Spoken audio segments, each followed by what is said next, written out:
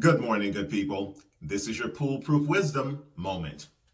How often have all of us encountered someone in the course of any day, and I don't know why, but this usually tends to happen at work, where someone is engaging with you, having some type of innocuous conversation that you really don't have time for, and when it's becoming very clear that you don't have time for it, and you push them off, and usually a very tactful way, you may hear this: "Hey, what's with the attitude?" Sound familiar? Dealt with it? Yeah, as I said, I think we all have. But the fact is, anyone who says that is usually not very aware of who you are. What they're dealing with isn't an attitude that represents who you are. That's your personality. And your personality is usually pretty well recorded. It's the way that you interact with people, probably 99.999% of the time. It is true to your nature, your perspectives, your ideas, your concepts. Everything that you represent is encompassed by your personality.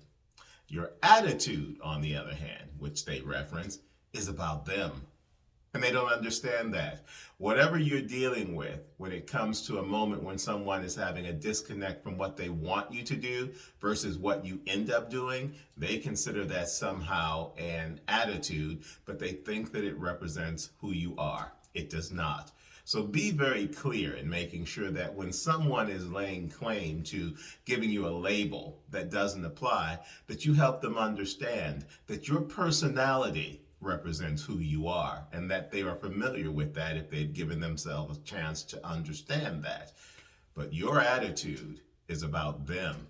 And if that attitude is one that they feel uncomfortable with or simply don't like, perhaps they need to give some thought to how they're interacting with you. Because if they're at the root cause of the attitude that's giving them a sense of consternation, they need to check themselves. And perhaps they need to look at their own personality and figure out who they are and how they're interacting with everyone else in the world.